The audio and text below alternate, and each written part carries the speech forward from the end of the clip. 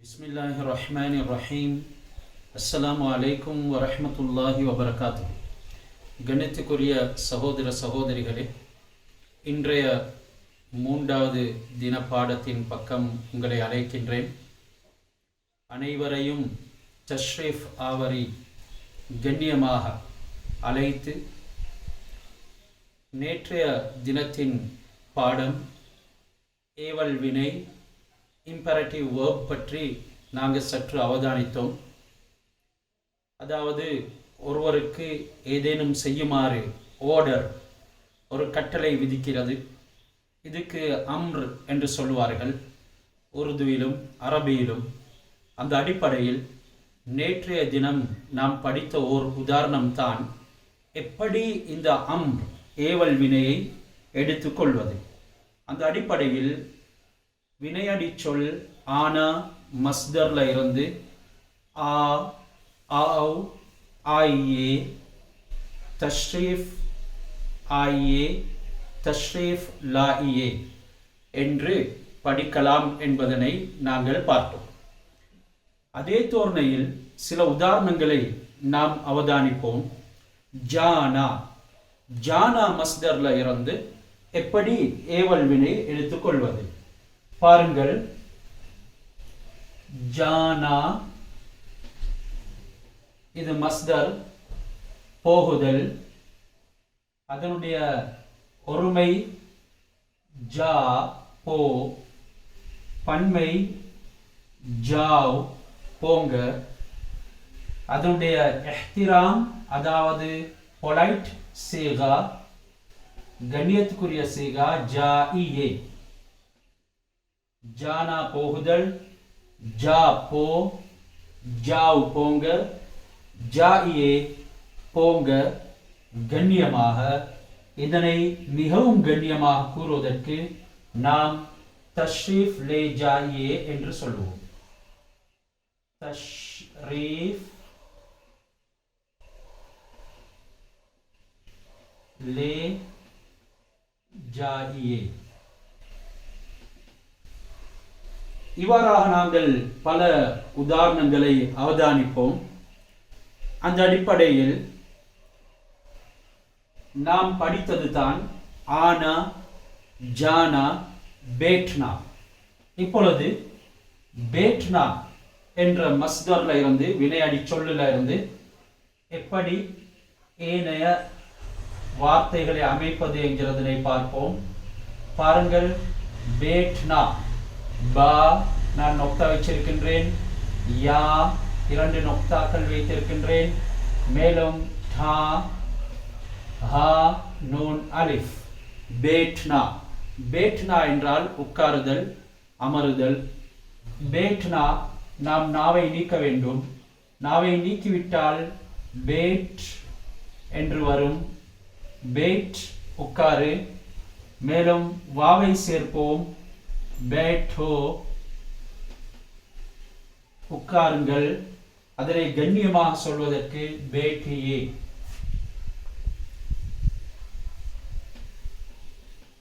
பேட்டியே. இதனை அதிகண்ணியமாக கௌரவமாக கூறுவதற்கு தஷ்ரீஃப் ரக்கியே.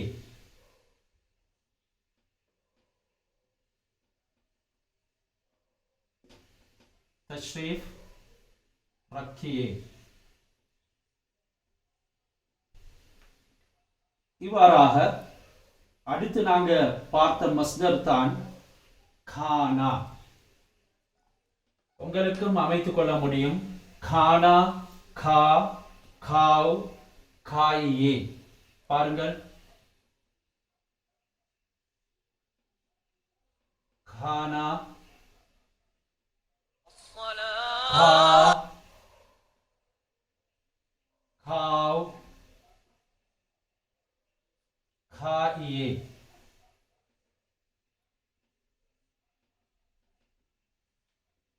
இந்த காயே என்பதனை மிகவும் கண்ணியமாக கூறுவதற்கு தனாவுல் ஃபர்மாயியே என்று சொல்வார்கள்.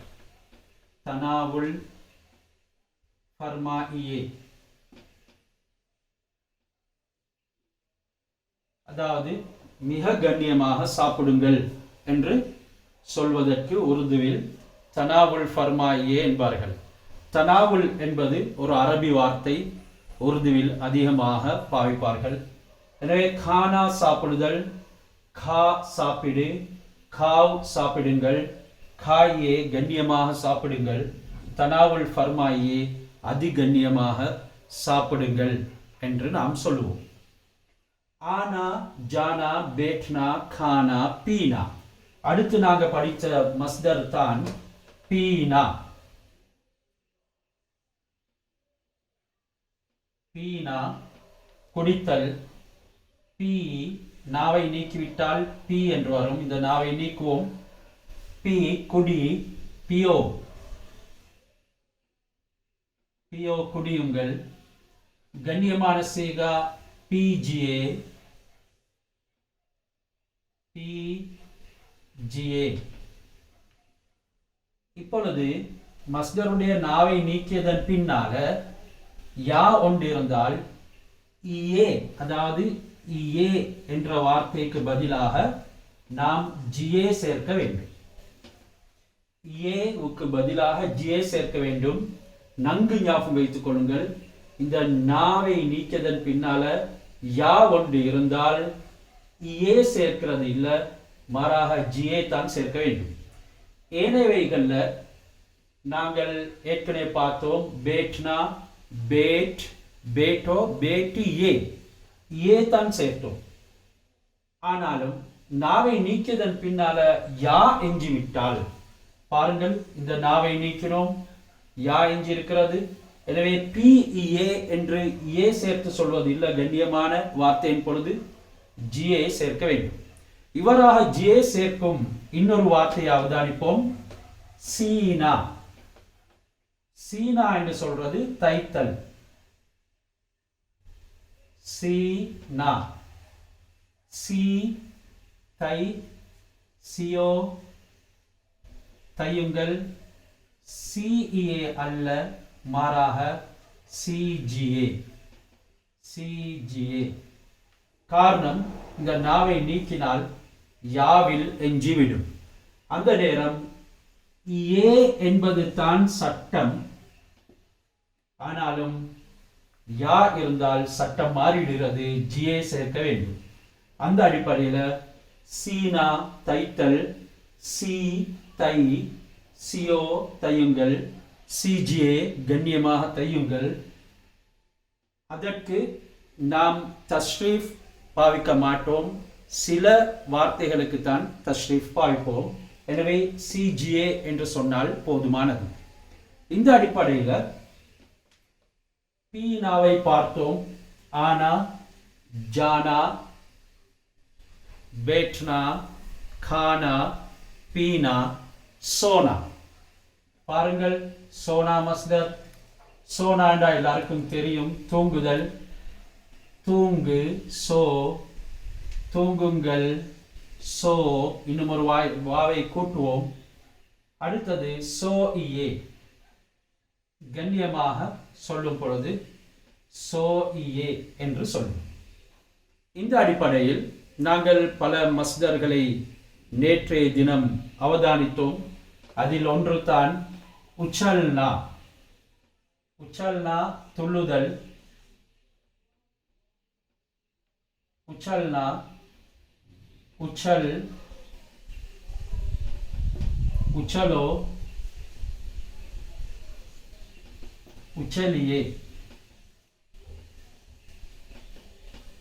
உச்சலியே.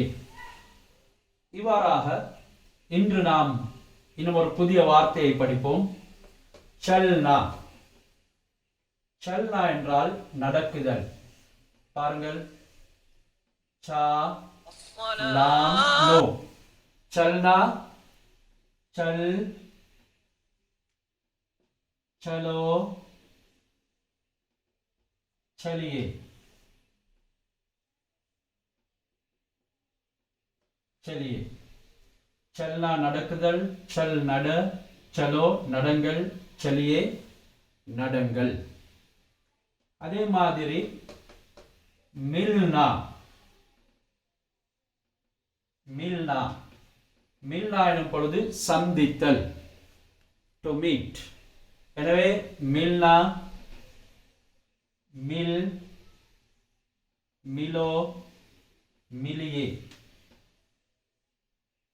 பாருங்கள், சந்தித்தல், மில்னா, மில் சந்தி, மிலோ சந்தியுங்கள், கண்ணியமாக சந்தியுங்கள், மிலியே. அவ்வாறே சுன்னா, சுன்னா காதினால் கேட்பது, சுன்னா, சுன் நாவ நீக்கிட்டோம், சுனோ கண்ணியமாக சுனியே. மேலும் யாத் கர்னா, யாத் கர்னா என்றால் மனனம் செய்தல், ஞாபகம் செய்தல் என்ற கருத்து. யாத் என்றால் ஞாபகம், கர்னா செய்தல். யாத் கர்னா, याद कर, याद करो, याद करिए, याद कीजिए. ரெண்டு மாதிரியும் சொல்லலாம். யாத் கரியே என்றும் சொல்லலாம், யாத் கீஜியே என்றும் சொல்லலாம். கண்ணியத்துக்குரிய வார்த்தை. இவ்வாறாக இந்த டொட்டுகளை வேண்டிய இடத்தில் இடலாம். இங்கேயும் இடலாம், இவ்வாறாக கீழையும் இடலாம். கீஜியே. அடுத்தது தேக்னா. பாருங்கள்,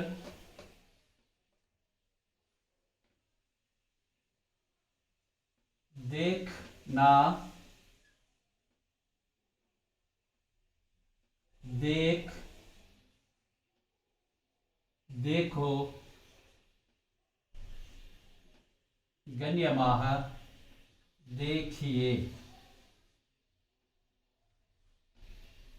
देखना पार, பார்த்தல், देख पार, देखो பாருங்கள், देखिए கண்ணியமாக பாருங்கள்.